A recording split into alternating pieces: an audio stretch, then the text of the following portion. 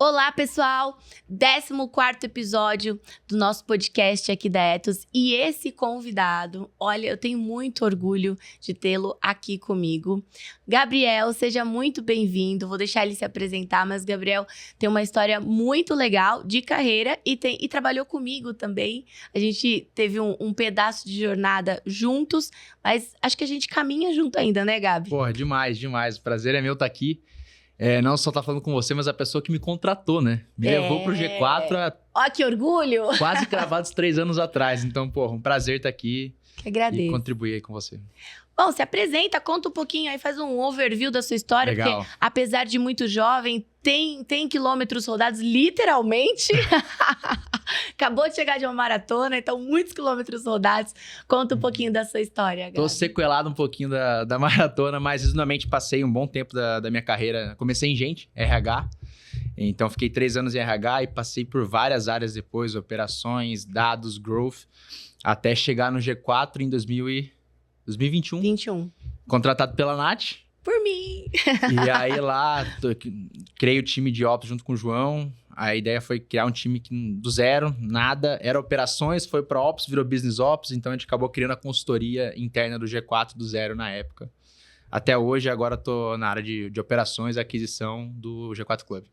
Conta pra gente o que é isso, né? Assim, o que é Ops, o que é operações. Então, pequenas e médias empresas, que é a grande maioria aqui do nosso público, eu praticamente acho que eu não me lembro de pequenas e médias empresas que tenham uma área dessa que é tão importante, fez muita diferença, inclusive, na minha vida, né? Haja projetos. Há muitos projetos, acho que a gente pode depois falar um pouco sobre os nossos cases juntos, mas conta um pouquinho, acho que trazer o conceito disso. Legal. E dessa mudança, o que é cada uma dessas áreas. Legal. Eu gosto de falar que operações é a área do negócio responsável por fazer as engrenagens do negócio funcionar. Então, pode funcionar sim, mas operações vai ajudar a acelerar, fazer mais rápido, fazer melhor. Então, tem uma analogia que eu gosto bastante, que é, por exemplo, operações Vamos trazer o exemplo do restaurante. Operações pode dividir operações, Ops e Business Ops. Quando você fala de operações, é o time que vai garantir que a comida está sendo feita da forma correta. Tem os insumos, é o operacional em si. Quando você fala de Ops, a gente vai começar a olhar mais para tempo de produção. O cozinheiro está fazendo bem, não está fazendo, qual que é o tempo, a comida está chegando. É mais baseado em dados. Exato, a gente começa a trazer mais dados, a gente começa a trazer mais informação. Quando a gente fala de Business Ops, é um olhar um pouco mais macro. Então a gente começa a olhar, o que falta no portfólio de cardápio? Será que faz sentido expandir o restaurante? Mais estratégico. É um pouco mais estratégico. E não tem um formato certo e errado, mas varia muito com a maturidade. Então, quando eu cheguei no G4 na época, era muito mais operações. Era mato. Era mato alto. Identificava o mato alto, a gente trabalhou bastante junto no começo, fazendo vários projetos em pessoas, então era muito operações. Conforme o G4 foi crescendo, foi ganhando maturidade, a gente virou Ops, depois de Ops a gente virou Business Ops, porque não dá para trabalhar com projetos do nada, né? Business Ops é focado em projeto, então antes de olhar para o projeto bonitinho, tem um mato alto gigante. Então tem praticamente esse estágio de crescimento de operações Ops e Business Ops. É quase eu gosto de falar que é como se fosse uma consultoria interna, né? Exato. Então é muito legal porque vocês entram na área, e eu passei por isso, posso falar, né?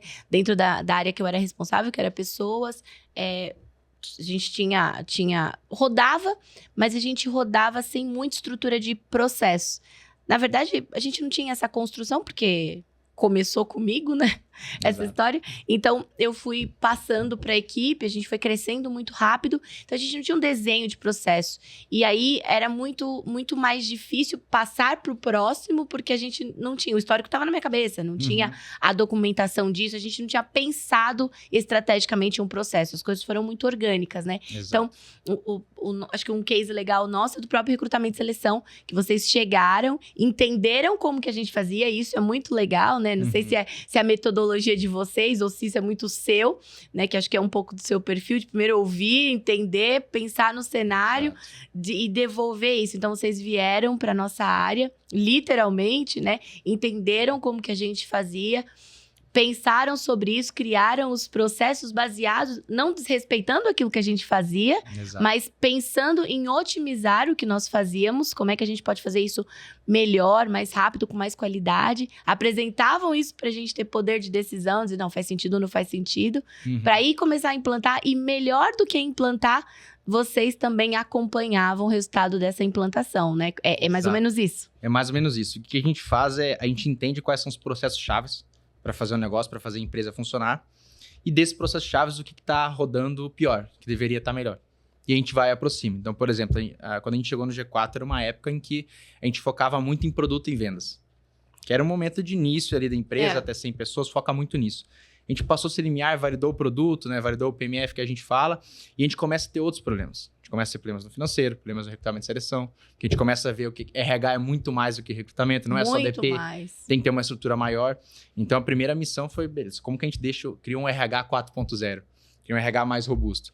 E teve uma lição legal que a gente aprendeu naquela época, que a gente tocava muito de forma empírica, né? Vamos trocar o projeto, aprende e melhora. E quando a gente chegou, estava muito enviesado em processo. E aí talvez foi o meu primeiro erro. Acho que o meu maior erro que eu cometi quando eu cheguei. Tava muito enviesado em processo. Então a gente chegou, vamos desenhar um processo de recrutamento e seleção que vai resolver. Só que não adianta resolver o processo se eu não tenho pessoas. Então a gente tinha 60 vagas para fechar, com 3 pessoas. O processo não ia adiantar de nada. Eu ficando maluca.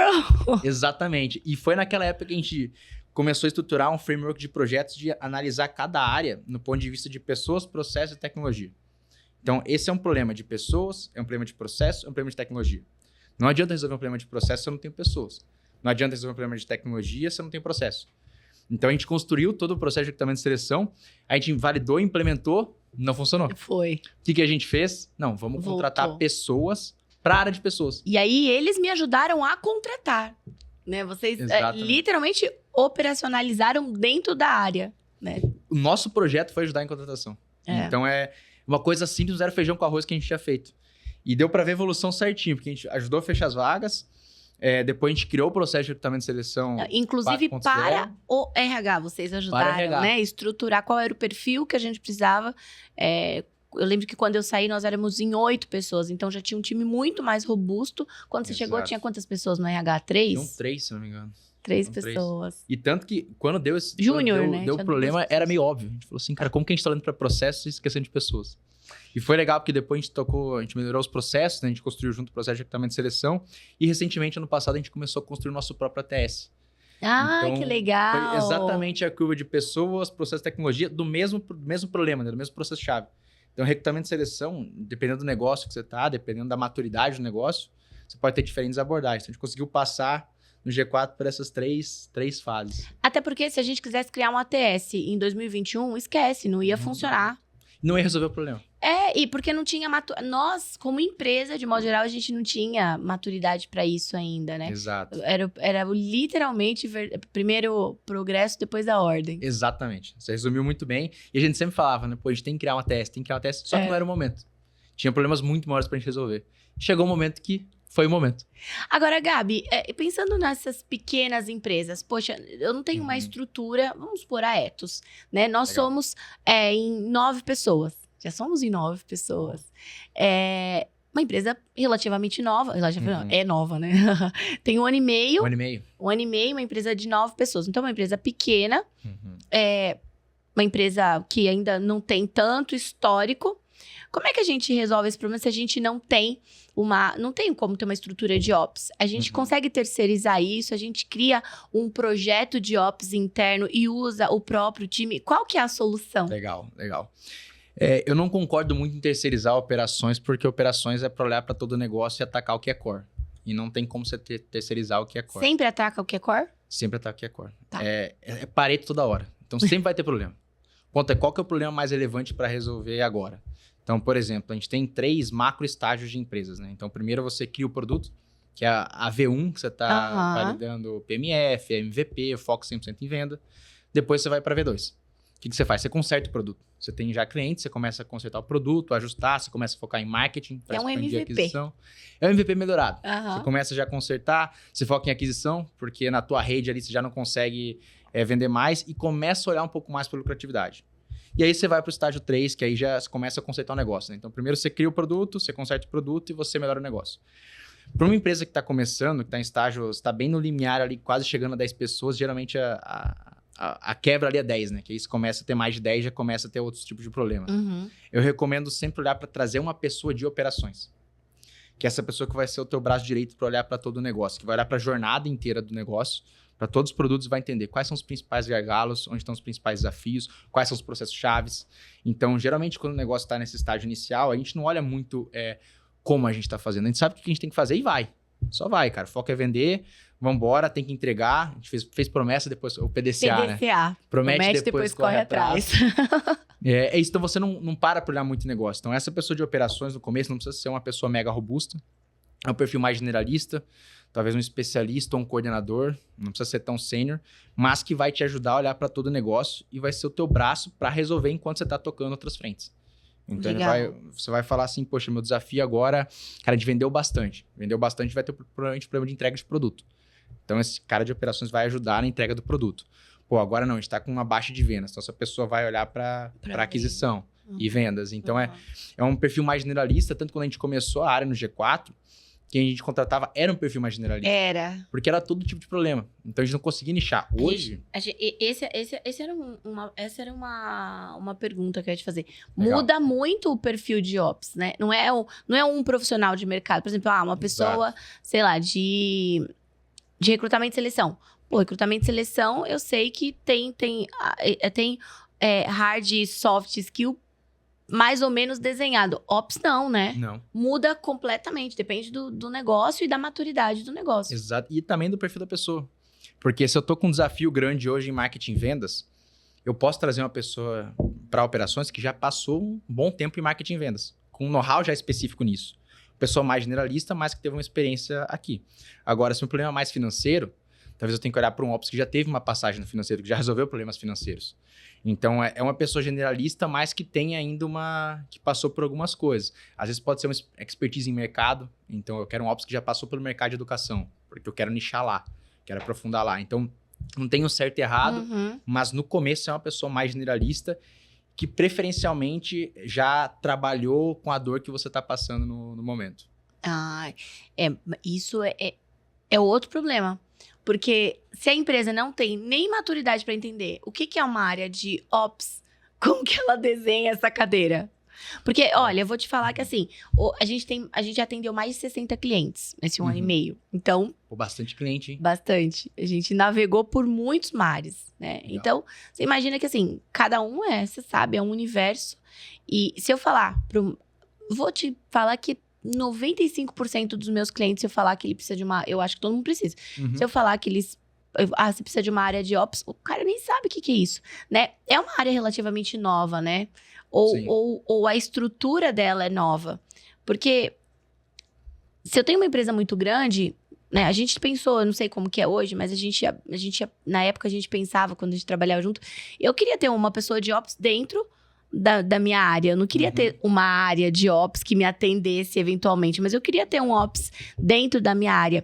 Mas eu queria ter um Ops dentro da minha área que pensasse em processo, mas que garantisse que dados estaria ali de um jeito fácil de acessar, sabe? De uma gestão à vista mais fácil para mim, enquanto responsável pela área. Quando a gente pega essas empresas, Gabo, como que a gente faz isso? O que você acha? Como que a gente resolve esse problema? Como que eu explico para as pessoas o quanto isso é importante e estratégico para o negócio? Legal. Primeiro dá para quebrar um paradigma, porque hoje a gente entende Ops muito para empresas grandes, né? Uma empresa grande que tem Ops, tem Business Ops é um nome bonito de operações, né? Então, a gente tem os estágios diferentes, mas é um nome bonito para operações. Então, operações, resumidamente, é a pessoa que vai tirar do operacional. Então, provavelmente você tem um desafio hoje que você faz muita coisa. E você devia focar mais no que realmente importa, além de fazer, talvez, tem que focar em 20% das coisas que realmente importam e deixar 80% de lado. Operações, no começo, é que vai garantir que esses outros 80% estejam rodando. Que vai te ajudar a sair do operacional, que vai ser o teu braço de mão na massa. Que vai pegar e executar. Então, geralmente, até quando 2 sócios começam uma empresa, a gente tem um que é uma marqueteira de vendas, outro que é o mão na massa. É isso aí. Então, é praticamente isso. Esse mão na massa é para ser o que operações é no negócio que está começando agora, que é para desafogar, que é para entender os processos. Então, tem muita empresa que está começando agora que nem sabe o que é chave, o que é fator crítico de sucesso para rodar. Então, no G4, quando a gente desenhou isso em 22, o G4 já tinha 3 anos quando a gente parou para desenhar quais eram os processos chaves. A gente entendeu que tinham 8 ou 9 processos chaves e recrutamento e seleção era um deles. Era. Isso foi um dos motivos de a gente começar a olhar mais para recrutamento e seleção. Porque, pô, se eu não tenho gente entrando nas áreas que precisam, eu vou começar a ter gargalo. A gente tá crescendo rápido, eu não posso ter gargalo de gente. Se faltar gente, vai ter problema. Então, olha para um processo-chave que é recrutamento e seleção, resolve. Então, por isso a gente começou até a contratar gente para pessoas para resolver ali. Então, operações é a área que vai ajudar você a sair do operacional e resolver problemas que você não devia estar olhando. Já deviam estar bem encaminhados e vai ajudar também a dizer quais são os problemas ideais ou não. E acho que também, aí sim, né? E trazer os indicadores corretamente pra gente tomar decisão Exato. que seja estratégica. Porque às vezes você toma, né, decisão no vento. Deixa eu ver aqui. E isso acontece muito. Muitas empresas, principalmente as pequenas e médias, que é o nosso público aqui. Muitas vezes as pessoas me chamam, meus clientes me chamam, e ele sempre traz o sintoma, né? Ele nunca traz a causa. Uhum. E o sintoma é ninguém para aqui, a gente tem muito problema, muita fofoquinha, muito desengajamento, muito... E aí você fala, pô, isso é decorrente sim de cultura. Mas tem uma questão de processos, tem uma questão de dados, tem uma questão de estrutura básica de empresa. Né? E as empresas crescem, às vezes, numa velocidade que a cabeça do dono, dos sócios, ela não acompanha. Então, ele está muito focado em entradas e saídas, né? Quanto vendeu e quanto... Né? E não olha isso de um jeito estratégico. Não necessariamente, se está entrando muito, você tem lucro. Mas... E aí, mexe muito com a cabeça das pessoas, porque não entendem esse processo todo. Estou falando porque eu, agora, como empresária, eu tenho aprendido um outro lado. Né? Hoje eu olho para coisas que, imagina, na cadeira de RH, por mais que eu estivesse ligada no negócio, eu tenho alguém que cuida disso. Eu não tomo decisão em cima disso, mas agora eu tomo. Sim. E aí, quando você olha para as empresas, eu conheço pouquíssimos donos, e os que eu conheço já estão na estrada há muito tempo, que olha para a estrutura toda do negócio e fala, eu domino tudo aqui dentro. Não domina. Sim. Não domina. Geralmente, ele domina o core do negócio. Então, se você falar de RH, para mim, é um nado de braçada. Agora, veio falar de balanço patrimonial, eu faço cara de tela azul. Não tô aprendendo, né? DRE, eu tô aprendendo.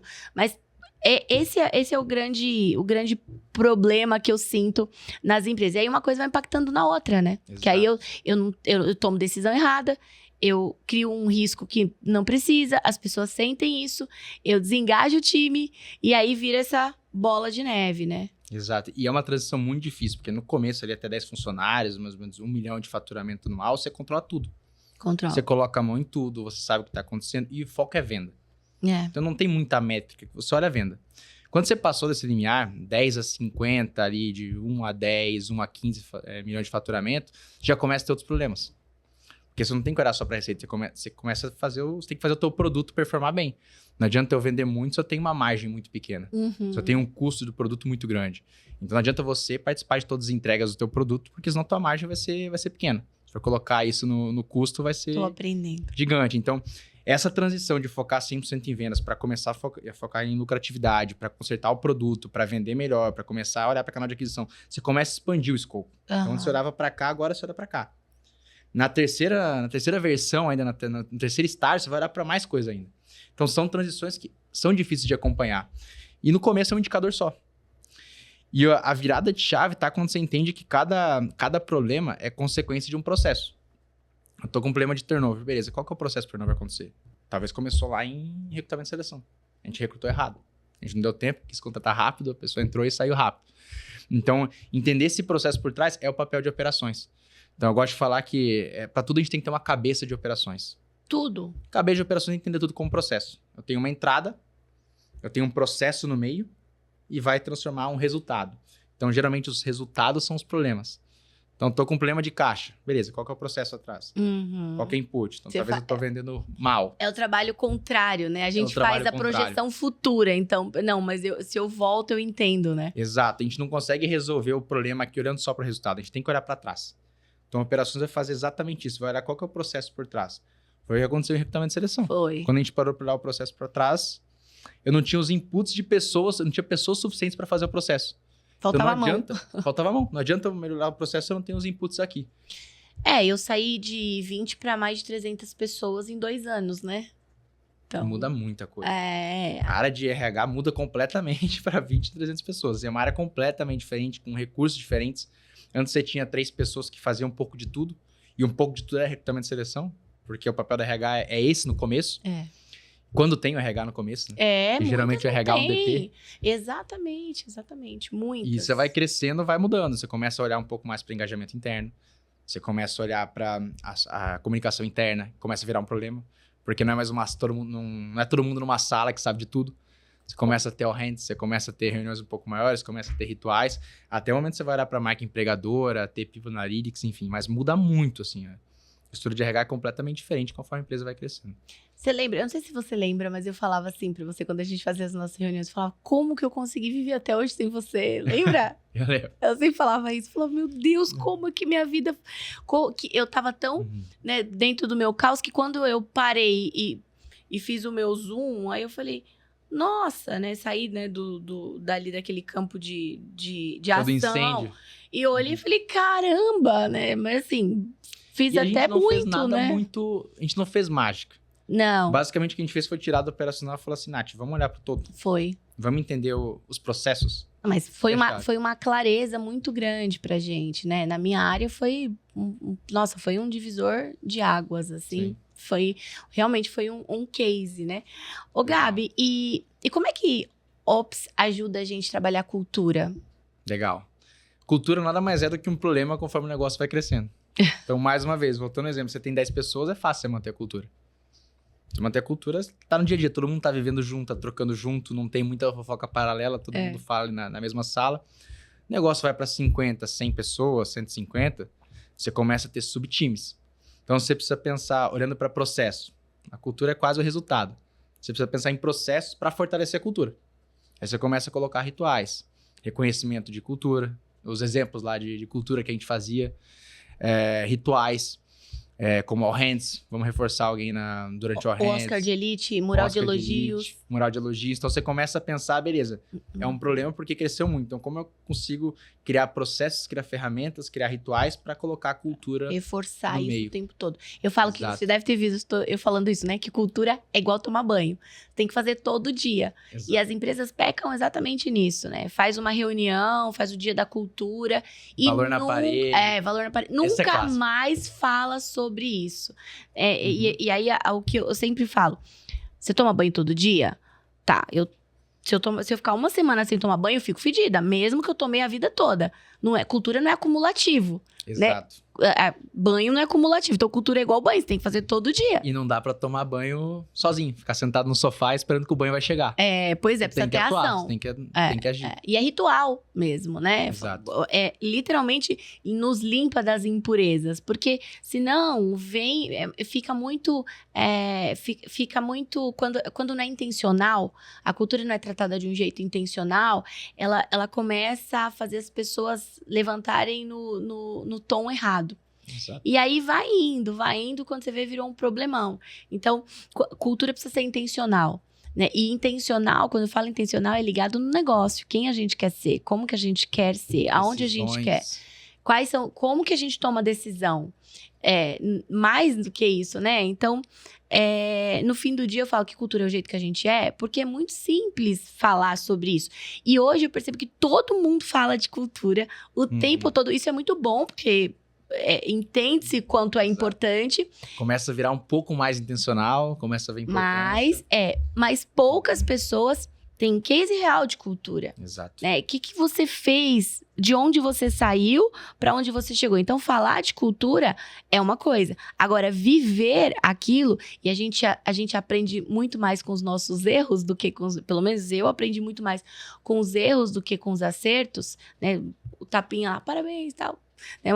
Nossa, como é que eu vou sair desse problema? E aí você começa a pensar os próprios rituais que nós criamos. Quando eu cheguei, por exemplo, já tinha All Hands no G4, mas mural de elogios fui eu que levei, G4 People, né? O mural de elogios eu trouxe de muitas empresas que eu trabalhei, praticamente todos os lugares que eu trabalhei, pelo menos uns 3, 4 antes do G4, eu criei um mural de elogios, tinha outros nomes, né? Eu fui criando um nome para cada lugar, mas no fim do dia a mesma coisa. E a maneira, o como mudou, mas o que era sempre o mesmo. Então, como eu fazia isso, tinha literalmente um mural, né? Empresas que eu trabalhei que era muito operacional, não dava, a gente não usava Instagram, imagina.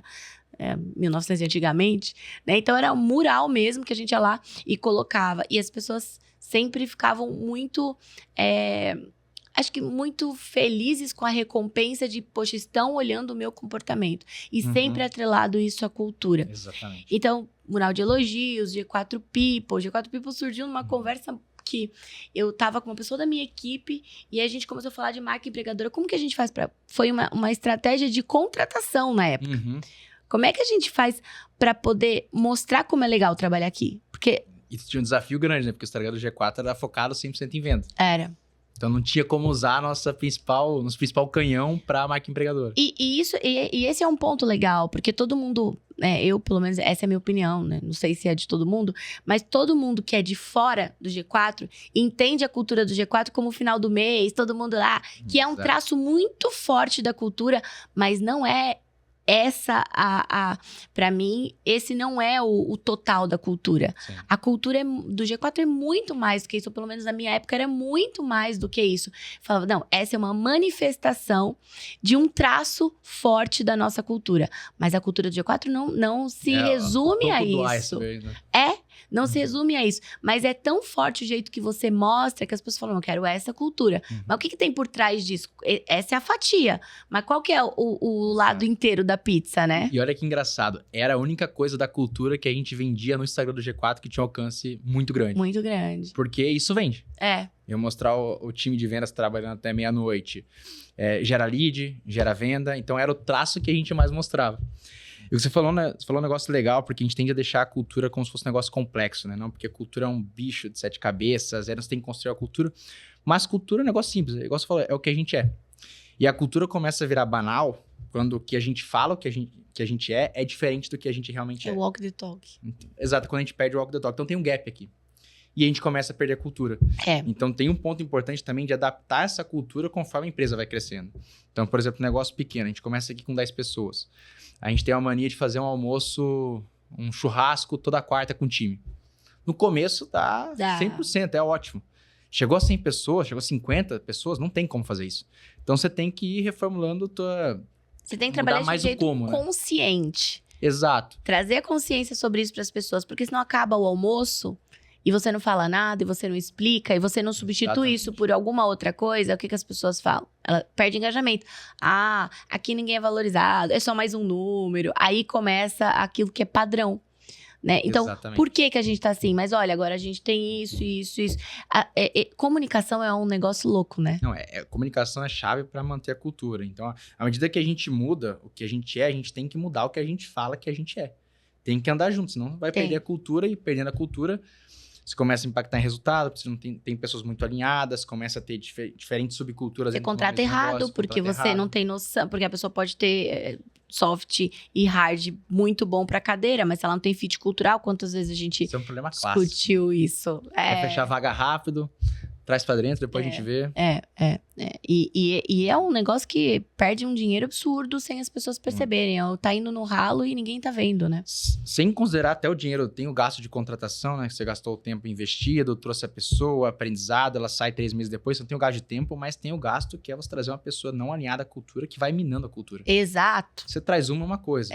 Agora, você traz 10 no universo de 50 pessoas, você pode perder uma cultura inteira em um tempo. E uma coisa que a gente fazia, eu não sei como que é hoje, mas você vai lembrar, pra gente poder ter esse farol muito claro, a gente media o tempo todo. Então, a gente media o pulse semanal. Pulse semanal, e eu enchi o saco por causa disso, né? Mas tem uma métrica de cultura. Tem? Então, a gente media pulse semanal. A cada 3 meses, a gente media NPS, o NPS.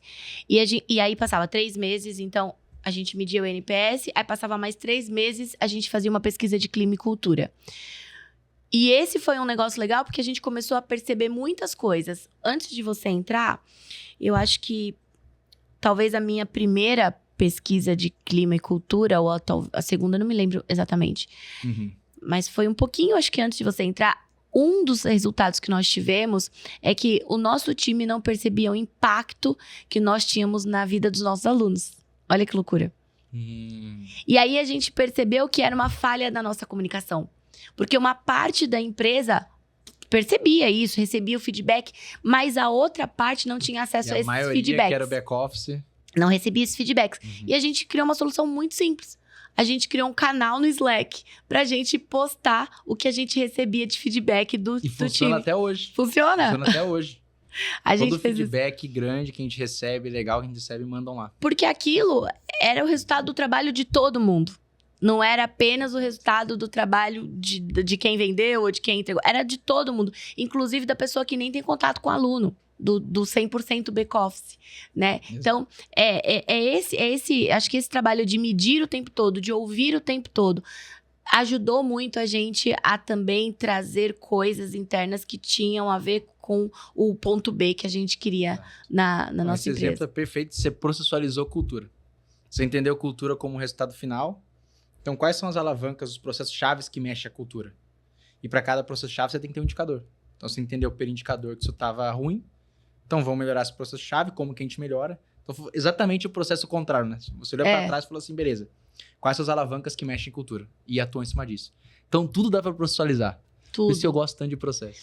E às vezes a gente pensa que é um negócio tão complexo, e você vê, foi uma coisa simples. E a gente teve um impacto muito grande no time com uma ação muito simples. E que funciona 3 anos depois, 3 anos e meio depois.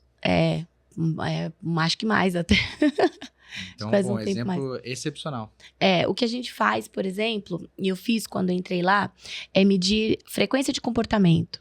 Né? Então, na pesquisa de clima e cultura, se você me ajudou a fazer isso, você vai lembrar. A gente pedia para as pessoas colocarem comportamentos que elas curtiam, que elas não curtiam, e o que seria ideal ali. Então, mais do que olhar em perguntas abertas e fechadas, a gente pedia para elas escreverem.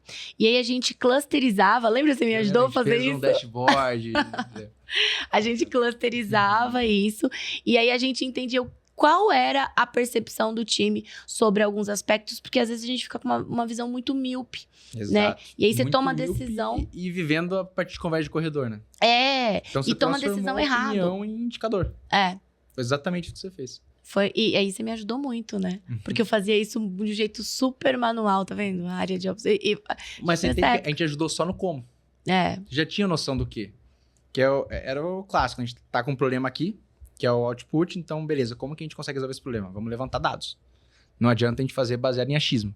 Em empresa ali com 50 pessoas, passando a limiar de 10 é fácil. A gente consegue saber, é quase um feeling. A gente tem um feeling muito bom.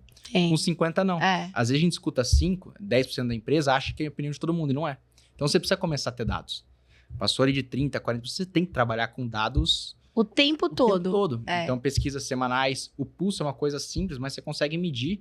Você começa a trazer uma medida de engajamento para uma coisa que não tinha métrica. Então, se eu tenho uma pessoa que está 3 semanas com avaliação negativa, que não está feliz, poxa, eu começo a ligar um alerta.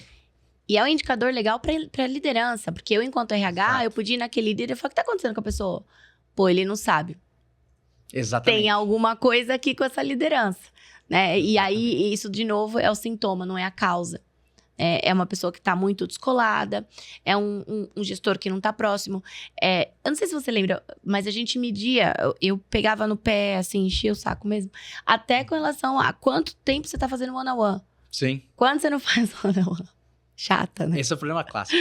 Então, mas o meu gestor não faz one-on-one, mas é diferente.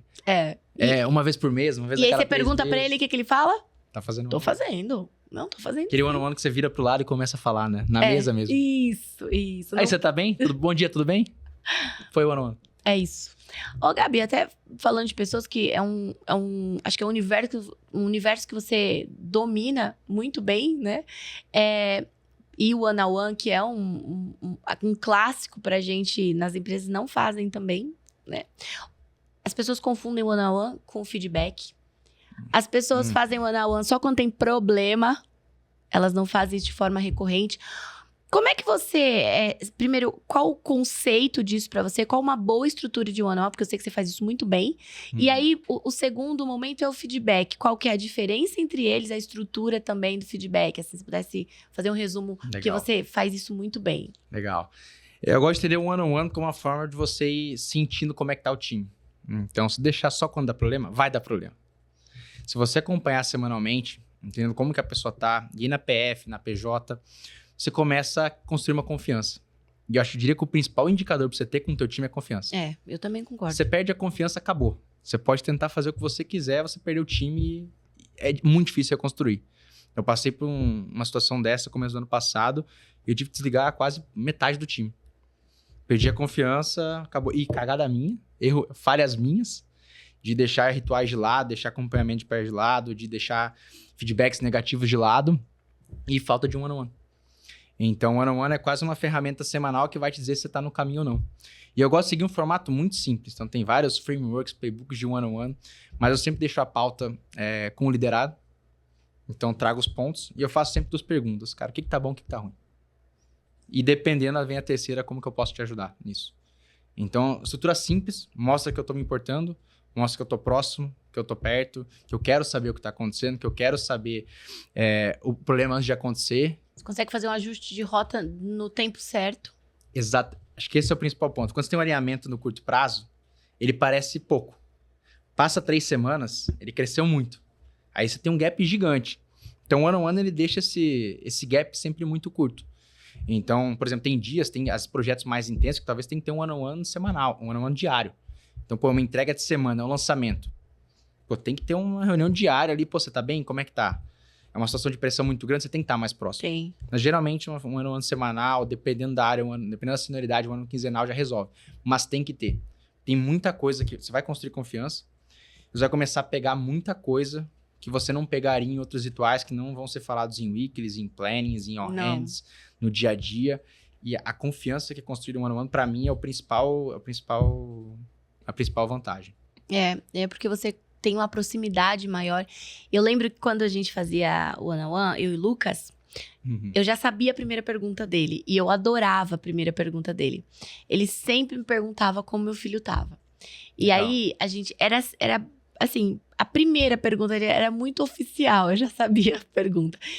Eu sentava ele, e aí, Nath, como que o Davi tá? Aquilo já me trazia paz. Né? Então, ele entendeu como funcionava e o que era importante pra mim. E acho que você entender como funciona a pessoa que trabalha com você, tem algumas pessoas que você começa perguntando do filho, não vai ser, de repente, uma coisa tão legal, né? Você indo por um outro caminho, não querem, e a gente tem que respeitar enquanto liderança, né? Exato. E talvez também entender, eu acho que esse é um ponto importante, que é entender o grau de maturidade da confiança. Porque talvez no começo, ele não queira falar, mas depois de um tempo... isso é importante pra ele. Exato. Né? Você começa a entender o que é importante e o que não é. Mas primeiro a gente tem que saber ouvir. É difícil a liderança saber ouvir. Exato. Quer mais falar. Essa personalização do one-on-one que é um golaço. Porque vai ser diferente. Nunca vai existir um one-on-one igual ao outro. Sempre vai ser diferente, sempre vão ter pontos diferentes, pessoas têm perfis diferentes. Então, eu já tive uma pessoa no meu time que é extremamente fechada e que eu achava que era fechada porque ela é assim. E quando eu comecei a investir mais no one-on-one, eu vi que talvez ela não era tão fechada assim, que talvez a minha abordagem estava errada. Comecei a entender mais, ela começou a se abrir. Isso foi um sinal. Eu sei quem é. Isso foi um sinal para eu entender, cara, olha só, talvez a minha abordagem mudou e agora eu tô ganhando a confiança. Isso foi melhorando muito. Então, a ferramenta, eu diria, a ferramenta para ter maior impacto de curto prazo, curto, médio e longo prazo, mas tem impacto agora. É o one-on-one. É fazer o one-on-one. Pega o teu time, você pode direto e faz o one-on-one. Você vai começar a ver muita coisa, vai começar a atuar em problemas que nem são problemas ainda. Problema que é um elefante, vai estar uma formiga ainda, você consegue matar antes. Então, eu diria que o ganho é muito, muito, muito grande. E o one-on-one, diferente do feedback, que eu acredito que feedback tem que ser retroalimentação, embora muita gente ache que, o sanduíche, fala o problema, traz o quê, depois, né, não, traz um elogio, depois traz o problema, depois fecha com outro elogio ou com uma coisa boa. Sim. Eu não, assim, eu acho que em alguns casos, ok, eu só não gosto de padronizar isso. Eu odeio feedback sanduíche. Que bom. Eu acho que em alguns casos, ok, pode funcionar, mas eu não gosto de padronizar. Eu não gosto de padronizar nada que é relacionado a pessoas. Sim. Porque existe... cada pessoa é um universo, cada momento da pessoa, então seu time de vida, a empresa. Quando você faz essa composição, você vê que é sempre um momento diferente. Exato. Né? Já... na hora dessa retroalimentação, de falar e também ouvir, né? Diferente do one-on-one, que eu acho que a estrutura do one-on-one é muito mais para ouvir, você direciona, né? Mas você ouve muito mais. No feedback, você também devolve muito mais, né? Exato. O feedback é quase se fosse um ano você tá ali num ritmo mais frequente. Mais cadenciado, mais né? cadenciado, você tá vendo mais rápido. Feedback, você vai olhar todo esse período aqui. Isso. E vai dar um feedback mais estruturado aí pensando exclusivamente em desenvolvimento. Tem one-on-ones que não vão ser sobre desenvolvimento, não vão ser sobre gestão, sobre carreira, sobre PF. Agora, o feedback já é mais específico.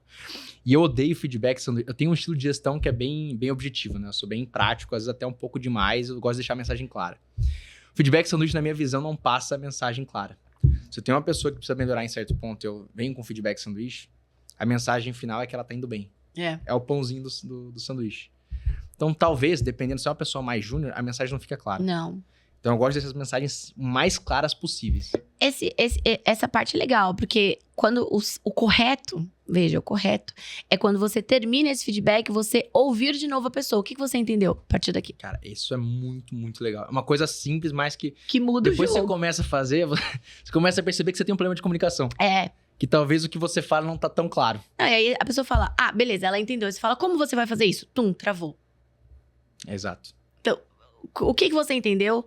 Como que você vai resolver isso? O que você precisa para resolver? Quando você começa a estruturar as perguntas, você entende se a pessoa vai rodar ou não. Porque senão você joga a bola de fogo na mão da pessoa e sai correndo, esquece, não vai funcionar. Exato. E né? tem os dois extremos, né? Eu vim com feedback sanduíche, eu vim com feedback muito claro, mas com 10 pontos a melhorar. Melhorasse 10 pontos. Não tem como, tem que ter foco. Tem que ter foco. Eu gosto de focar um mínimo de coisas possíveis. Então, no máximo 3. Então, olha, a gente viu que esses meses aqui você pecou nesses 3 pontos. Então, dado o que é esperado, você não tá cumprindo o que é esperado.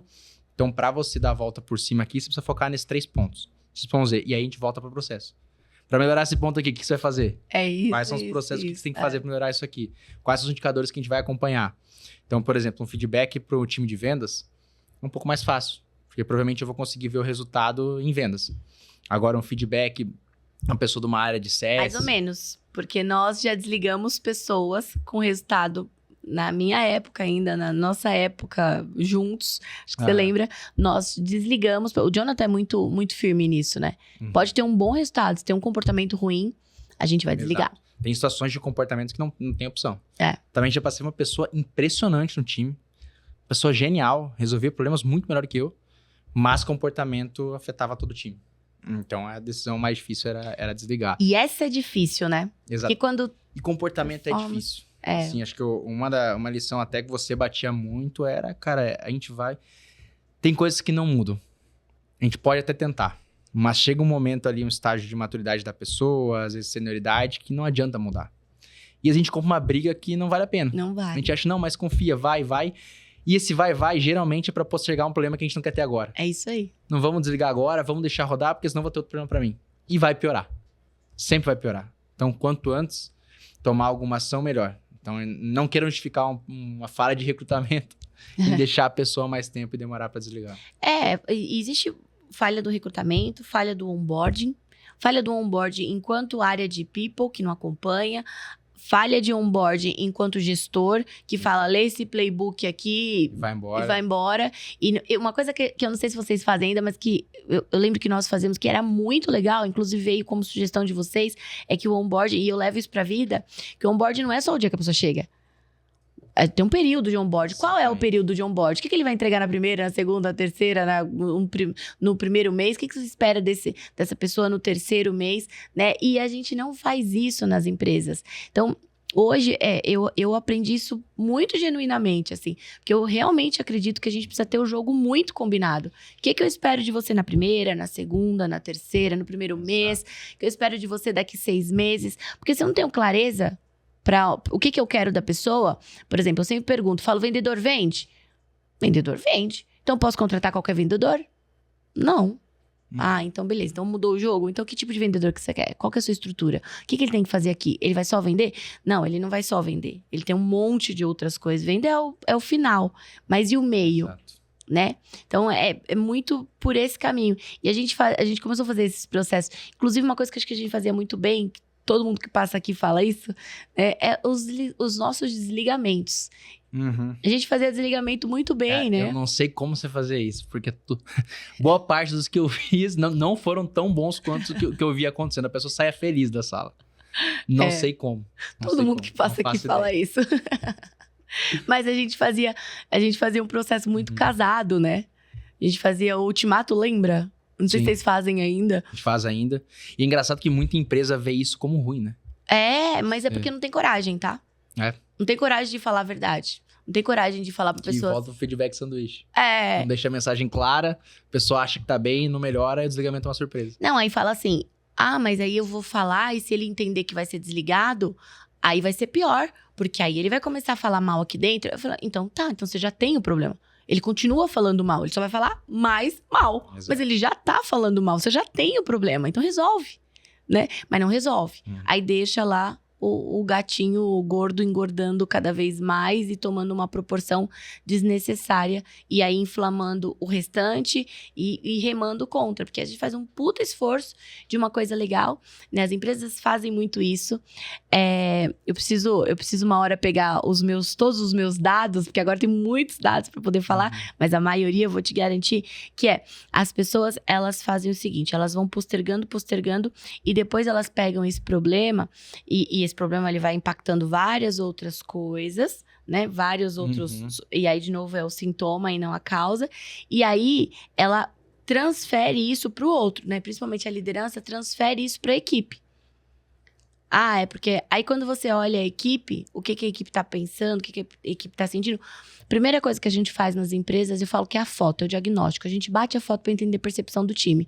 Porque ele vem falando de uma coisa, Gabi, e aí quando você olha, você fala, isso é comunicação. Completamente descasado.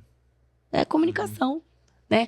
Não, mas aí você olha segundo nível aqui de liderança, não tem nenhum líder. Sim. São pessoas que só levam atividade para fazer, não tem uma preparação de liderança. As empresas não investem em capacitação, não investem em gestão de pessoas. E gestão de pessoas, estou falando, não é RH, né? Porque as pessoas pensam que tem que ter um RH para ter gestão de pessoas e não tem. Sim. Isso é uma coisa que era muito legal no G4, que a responsabilidade da contratação não era só do RH, mas era muito dividida. Quando as pessoas me perguntam como que a gente fez para contratar tanta gente em tão pouco tempo, falo, ninguém entrava na empresa, exceto uma pessoa da sua área. Foi a única pessoa dos meus 2 anos do G4 na sua área que entrou sem passar pelo RH, mas todos passaram. Eu lembro. Lembra? Mas foi tudo bem, a gente acertou, ok. Foi uma exceção. Foi uma exceção que tem, né? Mas a regra nunca virou exceção. Aliás, a exceção nunca virou regra nesse sentido pra gente. Mas, exatamente, nesse ponto, a gente falava, né? O RH não tem poder de veto. Mas vocês compravam quando a gente falava não vai. Era raramente quando mudava. Mas eu acho, pensando nesse ponto, dessa jornada toda, e o desenho dessa jornada é importante por isso, porque quem é que vai fazer? Quem você vai trabalhar com? É você que vai escolher a pessoa que você vai trabalhar. Sim. É você que tem que buscar essa pessoa. E se você joga a responsabilidade 100% para pessoas, é como se desse certo, se desse errado, a culpa é de pessoas. Você se isenta. E quando você se isenta, você tira a responsabilidade sua. Você perde o controle. Você sabe como isso começou? Foi muito engraçado. Porque quando eu cheguei, eu era sozinha, né? Fiquei bastante tempo sozinha. E aí eu falei pra uma das pessoas... Acho que foi pro Heitor, se não me engano. A gente tava com uma vaga em produtos. Eu falei, coloca no seu LinkedIn. Aí ele deu uma torcida no nariz. Eu falei, escreve no seu LinkedIn como que é trabalhar com você. Coloca aí. Porque eu não tinha braço, então eu precisava pensar em soluções criativas pra gente poder trazer gente. E esse negócio começou a dar muito certo. E a gente adotou isso. Sim. E eu sei que é assim até hoje, né? Até hoje, um dos principais canais de aquisição de vagas de Ops é o Instagram do João, é o meu Instagram. Então, são coisas que a gente puxou pra gente, entendeu? Cara, faz sentido e vamos focar nisso. Então, a responsabilidade é do gestor. E é engraçado que isso acontece geralmente porque a empresa não tem RH no começo. Aí não olha muito para gestão de pessoas e é normal a gente associar que gestão de pessoas é papel da RH no começo, porque não tem. Então não tem padrão, não tem nada. Contrata RH achando que vai fazer milagre. O RH não faz milagre. Acha que é culpa do RH. Às não deu vezes certo. faz, né? E aí vem um problema bom para você. A gente começa a contratar consultoria de RH para entrar e ajudar a resolver o problema. Mas o meu trabalho é exatamente esse. Eu falo para os clientes, eu não quero que eles fiquem viciados em nós. Eu quero que eles sejam capacitados para fazer isso muito bem. Eu vou lá, ajudo a arar a terra, ajudo a jogar a sementinha, mas quem tem que regar é ele. Exato. Quem tem que cuidar daquilo é ele. Quem tem que ver se tá germinando ou não é ele, não sou eu enquanto consultoria. Porque não terceiriza só no RH, não. Terceiriza na consultoria também. Exato. E o RH tem um poder muito forte, porque todos os fatores que levam uma área a performar bem, se for parar para analisar, são fatores de gestão de pessoas. É fazer um bom processo de recrutamento. Total. É fazer um bom onboarding. É ter um bom PDI. É ter um bom acompanhamento de rituais. É fazer um bom offboarding. Fazer um bom offboarding. Fazer um bom desligamento. Então, assim, olhando pro feijão com arroz, é isso que vai fazer uma área performar bem. É. Então, até o próprio time de Ops. A gente virou um celeiro de gente boa dentro do G4. E a gente entendeu isso no caminho. Por quê? Porque a gente fazia isso bem. Porque a gente contratava bem, a gente tinha um processo que era mais robusto, tinham mais entrevistas, tinham cases. Mas era para filtrar bem a entrada.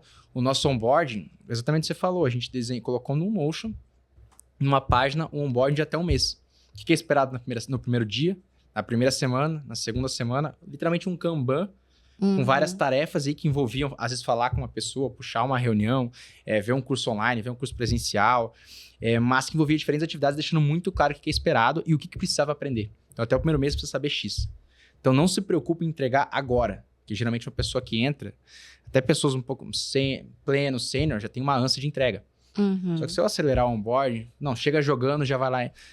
Eu vou errar. Que é a maioria, né? Exato. Acha que vai chegar jogando, que vai resolver a vida e não entende que não é assim, né? É ruim pra todo lado. Então a gente prefere gastar mais tempo no onboarding, deixar 15 dias a pessoa full ali, pra depois ela sair ainda mais rampada do que sair capengando aí nos 2, 3 meses. E no final do dia, assim, quando a gente olha os problemas de pessoas, tudo se resume a elemento de expectativa. O one-on-one é pra alinhar a expectativa. O onboarding é para alinhar a expectativa, recrutamento de seleção é para alinhar a expectativa, o PDI é para alinhar a expectativa, o ultimato é alinhamento de expectativa. E volta no problema de cultura, que o que a gente fala é diferente da realidade. Então, todos esses casamentos caem em problema de pessoas. E não tem muito segredo, é alinhar a expectativa. Assim, por mais simples que pareça, a gente complexa muito, mas e ver formas de manter esse alinhamento de expectativa constante. Porque dá trabalho, né?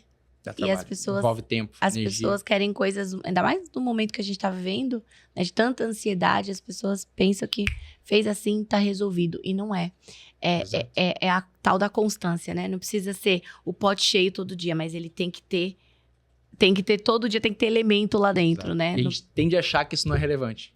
Muito. Que pessoas não é relevante. Mas se eu não tiver pessoas, eu não consigo ter processo, eu não tenho processo nem tecnologia. Então, é a base de tudo. Então, é o feijão com arroz bem feito, geralmente expectativa e gestão de pessoas que vai resolver para frente. Então, quanto antes virar essa chave e começar a investir tempo nisso, isso vai matar muito problemas futuros. Porque no final, uma empresa é formada por pessoas. Por pessoas, sempre. Se você não fazer gestão de pessoas, não ter mecanismos, não ter processos para isso, não vai adiantar. Até porque você compra de pessoas, vende para pessoas, quem entrega no fim do dia o processo são pessoas, então pessoas estão envolvidas em tudo, em todas as áreas, né? Não adianta falar, não vou gastar tempo não com dá isso. Pra fugir. Mas já é sênior, mas eu contratei a pessoa pra vir pronto. Não adianta. Não tem esse papo de não gosto de pessoas, infelizmente tem que gostar. Tem que gostar. E se não gostar, tem que fazer não gostando. Não tem muito segredo. Gabi, muito bom, viu? Olha, a gente ficaria aqui, né? Horas e horas, temos muitas histórias, ainda bem.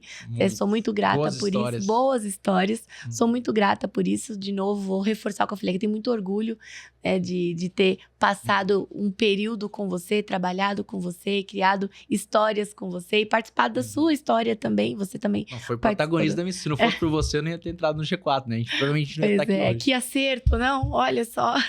Tem um bom processo de recrutamento de seleção. Exatamente. Tenho boas histórias para contar, né? Então, muito obrigada mesmo. Tô muito feliz com a sua presença aqui. Eu tenho certeza que teremos muitas outras histórias no decorrer do caminho. Muito obrigada. Com certeza. Obrigado a você pelo convite. Eu que sou teu fã e fico muito feliz de acompanhar tudo que você está construindo, tudo que você tem conquistado aí pós G4. Obrigada. Muito obrigada.